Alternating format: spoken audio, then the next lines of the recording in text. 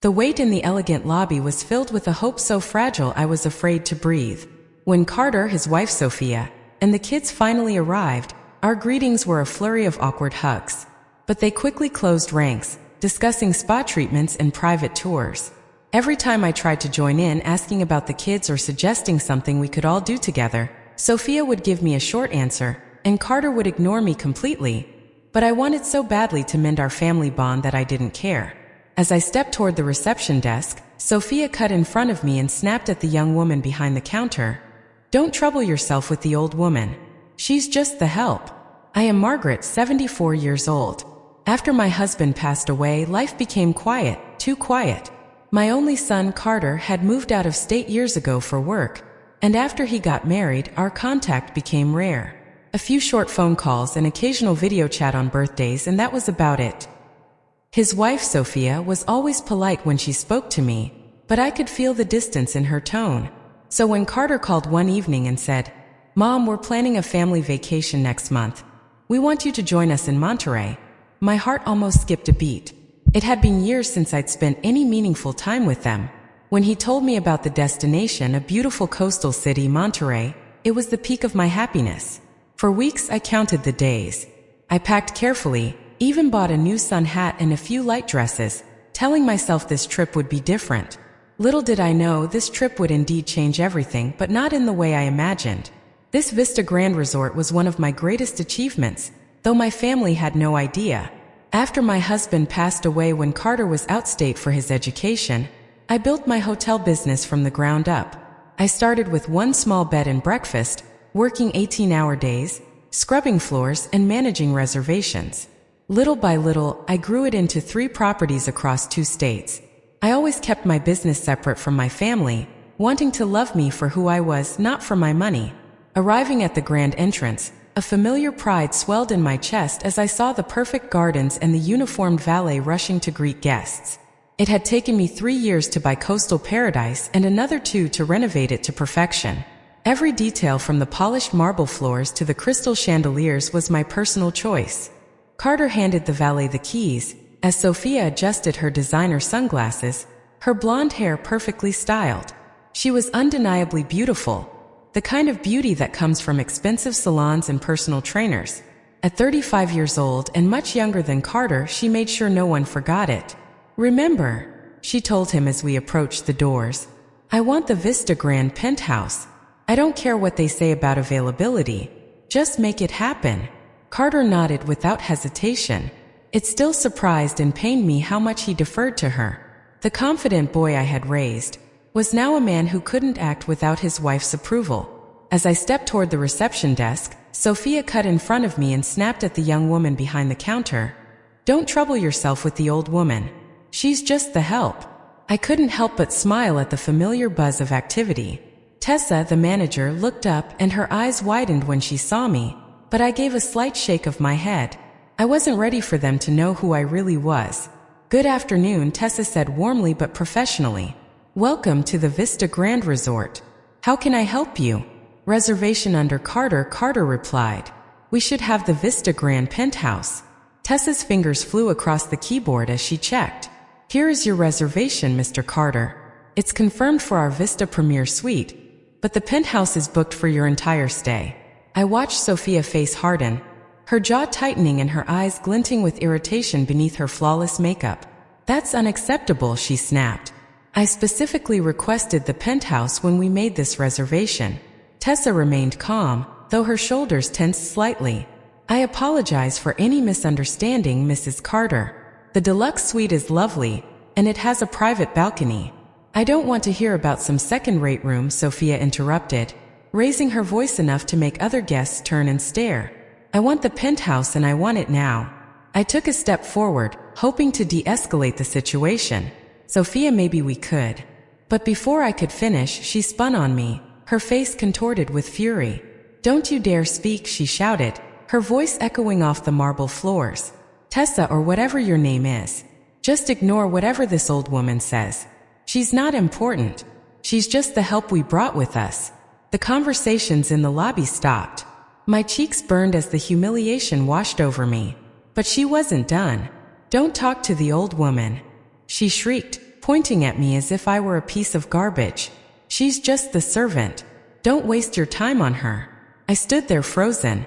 My mouth was dry and my heart pounded so hard I thought it might burst through my ribs. In my 74 years, no one had ever spoken to me with such venom, with such utter disrespect, and never in front of strangers. But what came next cut even deeper. Carter threw his head back and laughed. Not an uncomfortable laugh to ease the tension, but one of genuine amusement, as if watching his wife tear me down in public was the funniest thing he'd ever seen. "Oh my goodness, Sophia," he said, wiping a tear from his eye. "You're terrible. But you're not wrong. Mom, just let us handle this, okay? Go sit down somewhere." The betrayal hit me like a physical blow. This was my son, the son I raised alone, who I worked myself to the bone for, who I sacrificed everything for just to give him a good life, and he was laughing at my humiliation. Tessa's face had gone pale, a mix of surprise and sympathy that only made the sting worse. All around the lobby, I heard whispers and saw people pointing. Some were holding up their phones, no doubt recording every second of this mess. "Ma'am," Tessa said softly, her voice kind but still professional, "perhaps you'd like to wait in our lounge while we resolve the room situation." Before I could answer, Sophia let out a loud theatrical sigh. "Yes, take the old woman somewhere she won't embarrass us anymore. And make sure someone keeps an eye on her. She tends to get lost." Carter laughed again. Strangers were watching, and I felt my heart splintering into a million pieces. I wanted to disappear, to run from this beautiful lobby, from my cruel daughter-in-law, from my mocking son, and never come back. But something inside me, a last vestige of the strength that had built this empire, held me firm. I met Tessa's gaze. Her eyes held a silent anguish. She knew exactly who I was. She knew that with a single word from me, she could have Sophia escorted out so fast her designer heels wouldn't even touch the ground. But I stayed quiet. I picked up my small suitcase and walked to the elevator, my back straight despite the crushing weight of the shame behind me. Behind me, Sophia was still yelling at Tessa about the penthouse, her voice thick with the entitlement of someone who had never worked a day in her life. When the elevator doors closed, I caught Tessa's eye one last time. She gave me a small nod, a silent message that she understood she was sorry, and she was waiting for my signal. I had built this empire from nothing, employing people at my properties. I was respected in business circles, sought out by other hotel owners, known for my fairness and integrity. But in that lobby, I was just a pathetic old woman being yelled at by her son's wife while my son laughed at my pain.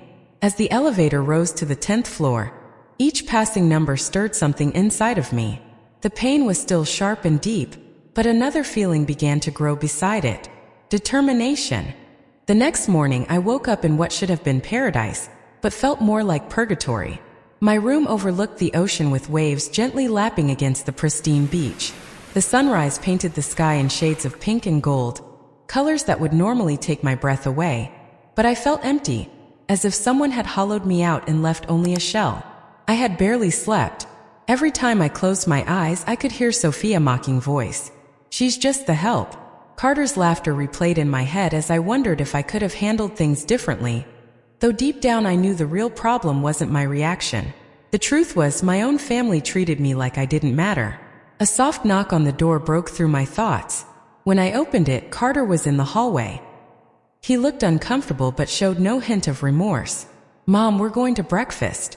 Sophia wants you to watch the kids by the pool afterwards so we can hit the spa." "No." "Good morning." "No." "How did you sleep?" Not even a nod to what had happened in the lobby. Just another order disguised as a favor. "Carter," I said quietly. "About last night." He waved a hand dismissively. "Mom, don't make a big deal out of it. Sophia was just stressed about the room. You know how she gets when things don't go her way." "A big deal?" That's what he called his wife publicly, humiliating me. She called me a servant, Carter. She screamed at me in front of strangers. He shifted, avoiding eye contact. "She didn't mean it. That's just Sophia being dramatic. Can we just not talk about it? We're supposed to be on vacation." I looked at him, searching for the boy I once knew. The little boy who would climb into my bed during thunderstorms, who would bring me dandelions and call them sunflowers, who once told me I was the strongest person in the world. That boy was gone.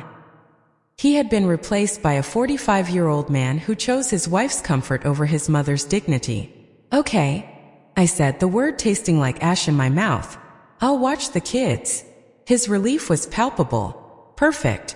We probably won't be back all day. Spa first, then lunch, maybe some shopping." "That's fine, right?" Of course it wasn't fine. I had imagined this trip as a time for family, to get to know my grandchildren and feel like I belonged. Instead, I was being reduced to an unpaid nanny. But I nodded. Saying no would only cause a scene, and I had learned long ago that keeping the peace was more important than speaking up. The dining room was filled with vacationers enjoying their meals. Sophia had managed to get a table by the window, the best spot in the house, and she was already barking orders at the staff as if she owned the place. "I want fresh squeezed orange juice, not that junk from concentrate," she told our waiter. A young man named Andre, I remembered from other visits. "And make sure those eggs are cooked exactly 3 minutes, not a second more or less." I could see Andre trying to maintain his composure, but the tension in his eyes gave him away. I had trained my staff to provide top-notch service, but Sophia was testing even their patience. My grandchildren, Charlie and Alex, ages 8 and 10, were sitting silently at the table, eyes glued to their tablets. They barely looked up when I approached. "Good morning, sweetie," I said to Charlie, reaching out to tuck a stray piece of hair behind her ear. But Sophia's hand shot out, stopping me. "Don't touch her hair. It was just styled yesterday, and I don't want it to get messed up." I pulled my hand back as if I'd touched a hot stove. Charlie didn't even look up from her screen. "Kids, say good morning to Grandma Margaret," Carter mumbled, sounding bored. "Morning," they said in unison, still focused on their devices. I sat in the only remaining chair, the one with its back to the resort view. Sophia had made sure the best seats were for her family, leaving me the leftover one, as if I were an afterthought. "Margaret," Sophia said without looking at me, "after breakfast, you'll take the kids to the pool. Make sure you put sunscreen on them every hour. Charlie burns easily, and if she gets even a little bit pink, I'm holding you responsible." I nodded, swallowing the words I wanted to say, "and keep them away from the deep end. And don't let them eat snacks by the pool. They're full of preservatives. Oh, and if they need anything at all, call me immediately. Don't try to handle it yourself." Each order was like a small cut. Another reminder that she didn't trust me to care for my own grandchildren without her looking over my shoulder. "How long will you be at the spa?" I asked. Sophia finally looked at me, her gaze cold. "As long as we want. This is our vacation, not yours. You're here to help." Carter remained silent, staring at his phone, completely checked out. I wondered when he had become the kind of man who would let his wife treat his mother like hired help. After breakfast, I ended up at the pool with Charlie and Alex, trying to start a conversation as they remained lost in their screens, around us. Other families laughed, played, and truly enjoyed each other's company. We looked like strangers who just happened to share a table. "Grandma," Charlie said suddenly, and my heart fluttered, hoping she wanted to talk. "Mom says you used to clean houses for rich people. Is that true?" The question was a slap in the face. I had worked hard my entire life.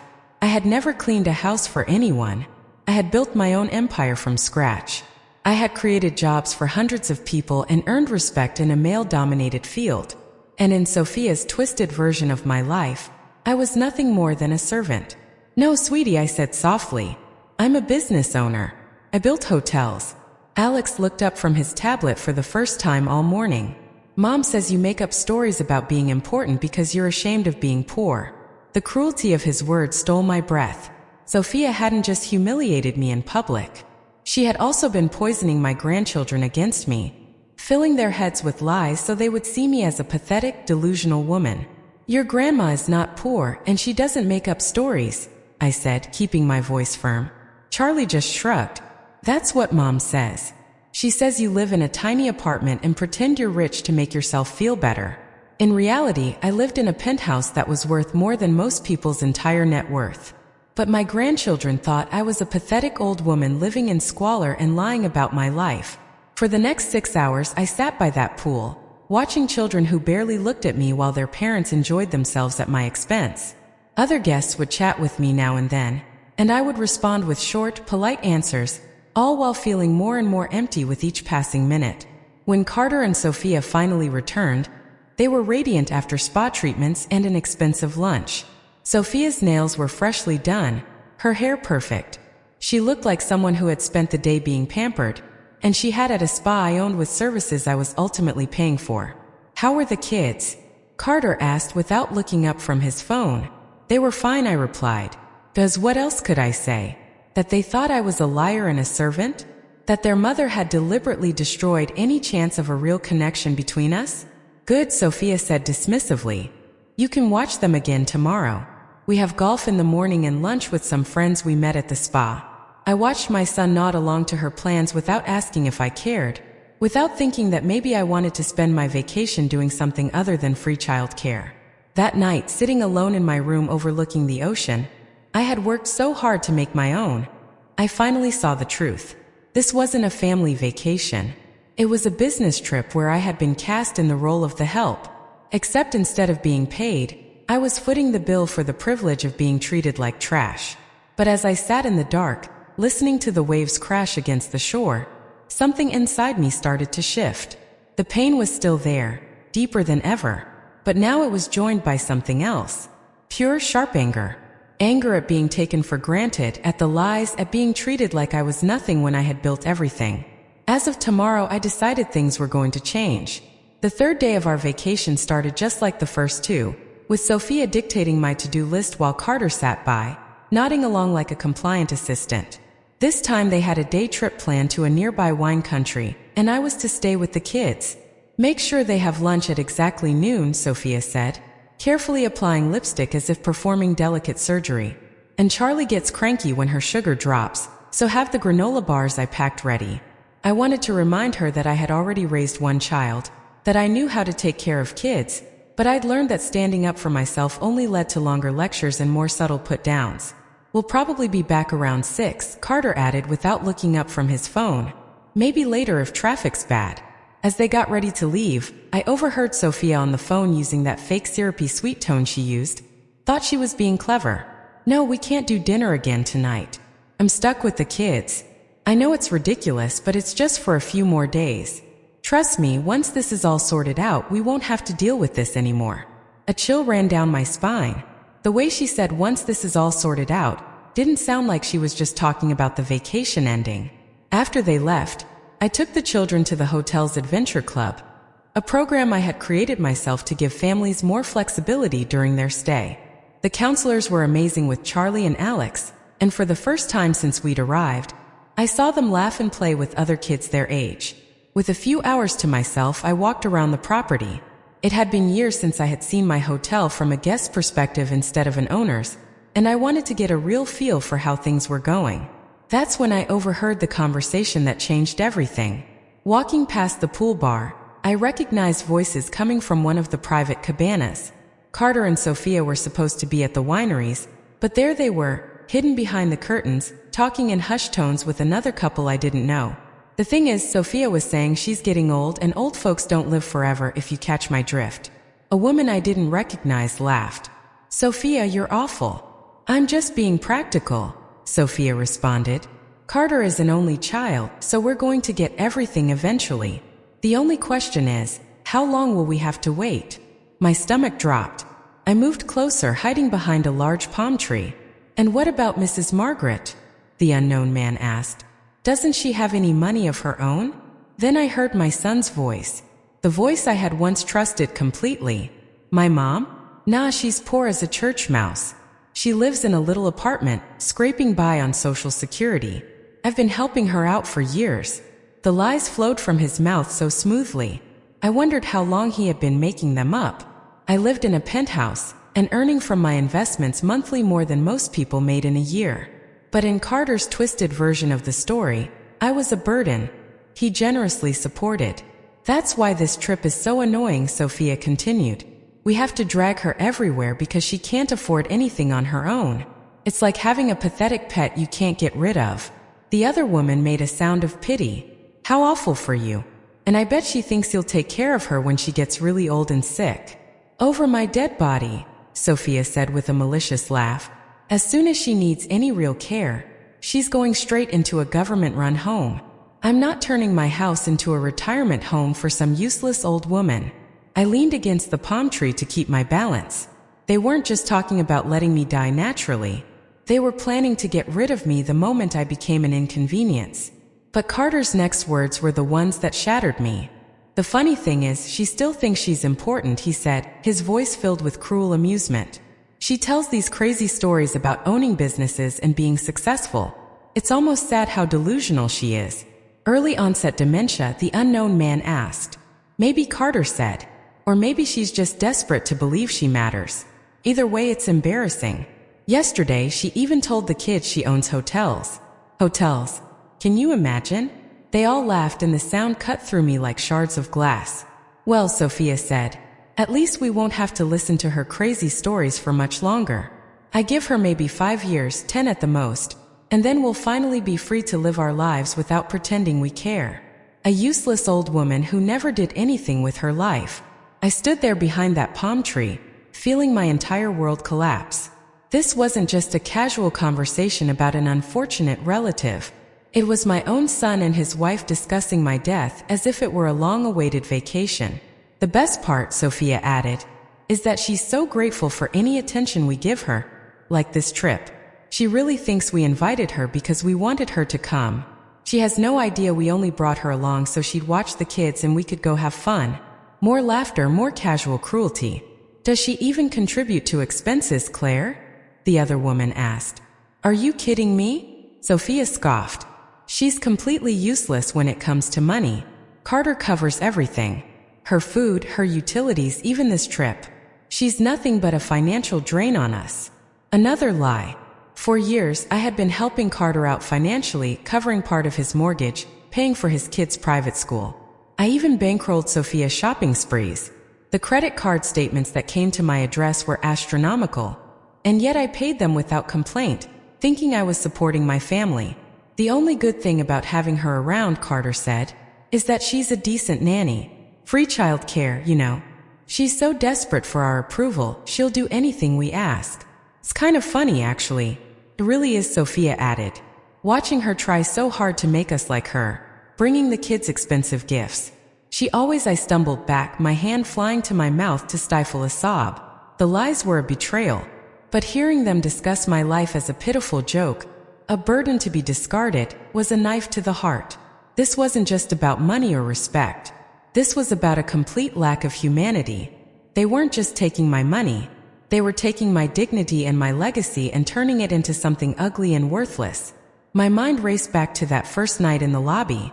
I had been so filled with shame that I didn't want to expose them. I had wanted to protect Carter from the embarrassment of his wife's behavior.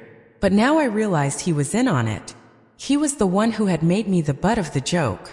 He was complicit in my humiliation, and he was okay with it. I had been so proud of my accomplishments, so proud of the life I built for my family, but they had turned my hard work into a punchline. I was nothing more than an ATM, a free babysitter, a pathetic old woman they couldn't wait to get rid of. I felt a new kind of anger building inside me. It wasn't the fleeting rage of the night before. It was a cold, hard, unwavering resolve. They thought I was useless. They thought I was a joke. I would show them what this useless old woman could do. I would show them what it meant to disrespect me. I pulled out my phone and dialed Tessa's number. She answered on the first ring. "Ma'am, I'm so glad you called," she said, her voice a mix of relief and concern. "Is everything all right? Did you see?" "It's fine, Tessa," I said, my voice steady. "I need you to do something for me." I walked back to the adventure club and collected the children. They barely looked up from their screens as I took their hands. "Let's go, kids," I said. "We're going on an adventure." They looked up at me with tired eyes. "Mom said we had to stay here." Alex said. "Your mom is wrong." I said, "Let's go." I took them to the beach, and for the first time I put my phone and wallet down. We built sandcastles. We ran along the water's edge and I taught them how to find seashells.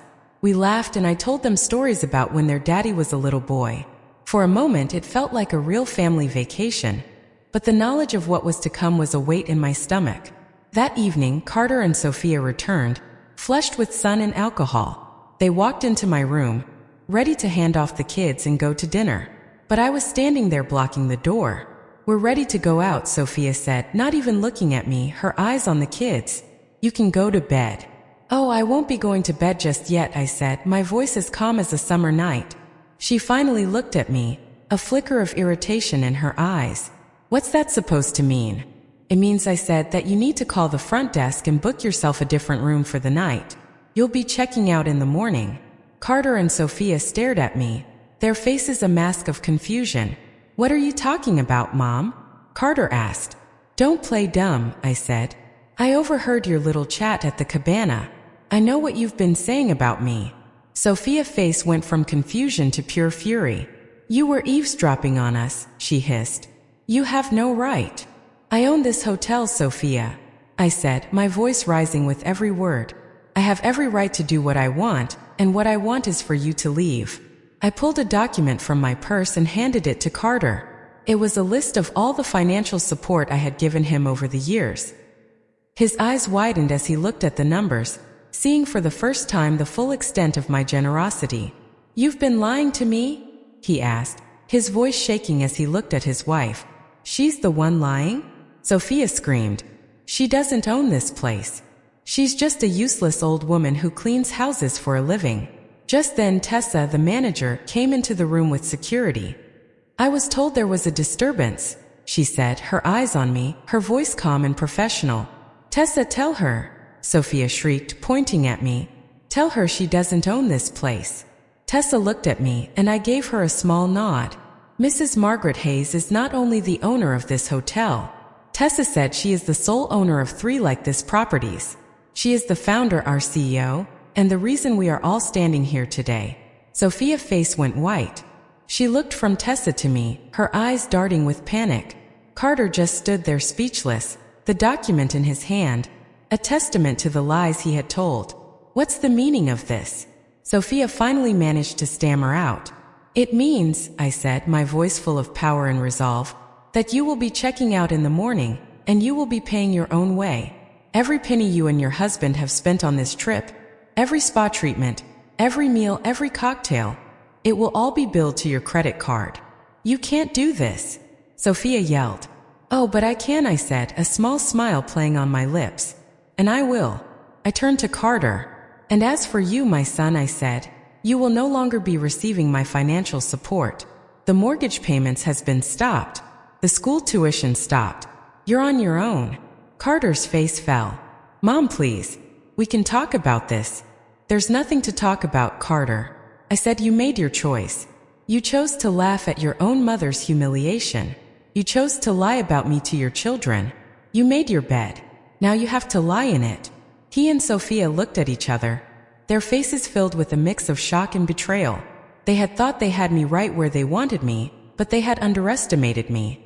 They had no idea that the useless old woman they mocked was the one who held all the cards. That night, for the first time in years, I slept soundly.